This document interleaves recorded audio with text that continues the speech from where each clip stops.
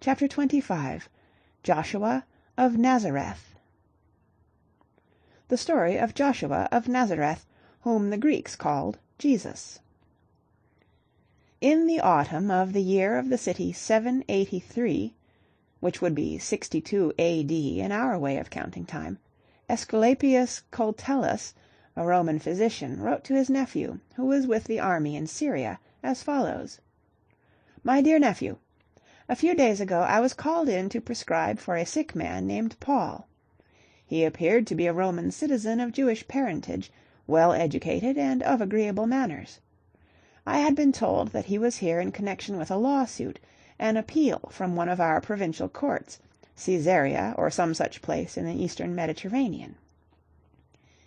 He had been described to me as a wild and violent fellow, who had been making speeches against the people and against the law. I found him very intelligent, and of great honesty.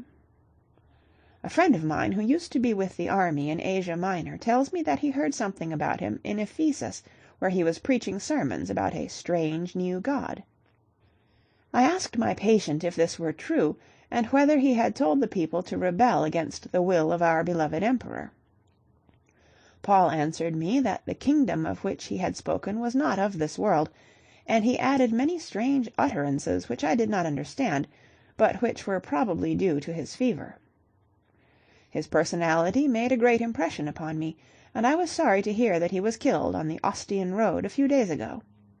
Therefore I am writing this letter to you. When next you visit Jerusalem, I want you to find out something about my friend Paul and the strange Jewish prophet who seems to have been his teacher.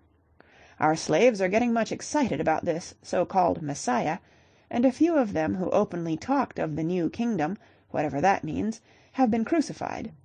I would like to know the truth about all these rumors, and I am, your devoted uncle, Aesculapius Coltellus. 6 weeks later, Gladius Ensa, the nephew, a captain of the 7th Gallic Infantry, answered as follows. My dear uncle, I received your letter, and I have obeyed your instructions. 2 weeks ago our brigade was sent to Jerusalem. There have been several revolutions during the last century, and there's not much left of the old city. We have been here now for a month, and tomorrow we shall continue our march to Petra, where there has been trouble with some of the Arab tribes. I shall use this evening to answer your questions, but pray do not expect a detailed report. I have talked with most of the older men in this city, but few have been able to give me any definite information. A few days ago a peddler came to the camp. I bought some of his olives, and I asked him whether he had ever heard of the famous Messiah, who was killed when he was young. He said that he remembered it very clearly, because his father had taken him to Golgotha, a hill just outside the city, to see the execution, and to show him what became of the enemies of the laws of the people of Judea. He gave me the address of one Joseph, who had been a personal friend of the Messiah, and told me that I had better go and see him if I wanted to know more. This morning I went to call on Joseph. He was quite an old man. He had been a fisherman on one of the freshwater lakes. His memory was clear, and from him at last I got a fairly definite account of what had happened during the troublesome days before I was born. Tiberius, our great and glorious emperor, was on the throne, and an officer of the name of Pontius Pilatus was governor of Judea and Samaria. Joseph knew little about this Pilatus. He seemed to have been an honest enough official, who left a decent reputation as procurator of the province. In the year 783 or 784, Joseph had forgotten when, Pilatus was called to Jerusalem on account of a riot. A certain young man, the son of a carpenter of Nazareth, was said to be planning a revolution against the Roman government. Strangely enough, our own intelligence officers, who are usually well informed, appear to have heard nothing about it, and when they investigated the matter they reported that the carpenter was an excellent citizen, and that there was no reason to proceed against him. But the old-fashioned leaders of the Jewish faith, according to Joseph, were much upset. They greatly disliked his popularity with the masses of the poorer Hebrews. The Nazarene, so they told Pilatus, had publicly claimed that a Greek or a Roman or even a Philistine who tried to live a decent and honorable life, was quite as good as a Jew who spent his days studying the ancient laws of Moses. Pilatus does not seem to have been impressed by this argument, but when the crowds around the temple threatened to lynch Jesus and kill all his followers, he decided to take the carpenter into custody to save his life. He does not appear to have understood the real nature of the quarrel. Whenever he asked the Jewish priests to explain their grievances, they shouted heresy and treason, and got terribly excited.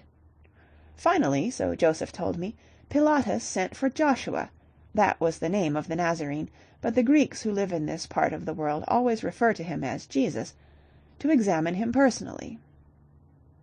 He talked to him for several hours. He asked him about the dangerous doctrines which he was said to have preached on the shores of the Sea of Galilee. But Jesus answered that he never referred to politics. He was not so much interested in the bodies of men as in man's soul. He wanted all people to regard their neighbors as their brothers, and to love one single God, who was the Father of all living beings. Pilatus, who seems to have been well versed in the doctrines of the Stoics and the other Greek philosophers, does not appear to have discovered anything seditious in the talk of Jesus. According to my informant, he made another attempt to save the life of the kindly prophet. He kept putting the execution off. Meanwhile, the Jewish people, lashed into fury by their priests, got frantic with rage. There had been many riots in Jerusalem before this, and there were only a few Roman soldiers within calling distance. Reports were being sent to the Roman authorities in Caesarea that Pilatus had fallen a victim to the teachings of the Nazarene. Petitions were being circulated all through the city to have Pilatus recalled, because he was an enemy of the emperor. You know that our governors have strict instructions to avoid an open break with their foreign subjects.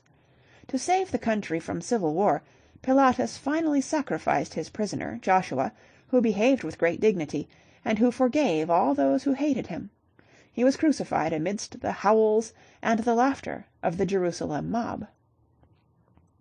That is what Joseph told me, with tears running down his old cheeks.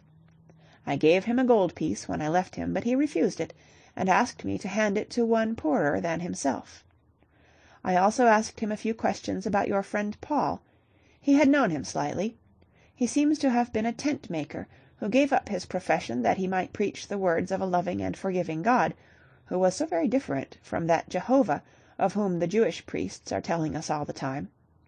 Afterwards Paul appears to have traveled much in Asia Minor and in Greece, telling the slaves that they were all children of one loving Father, and that happiness awaits all, both rich and poor, who have tried to live honest lives, and have done good to those who were suffering and miserable. I hope that I have answered your questions to your satisfaction. The whole story seems very harmless to me as far as the safety of the state is concerned. But then, we Romans have never been able to understand the people of this province. I am sorry that they have killed your friend Paul. I wish that I were at home again, and I am, as ever, your dutiful nephew, Gladius Ensa. End of chapter 25.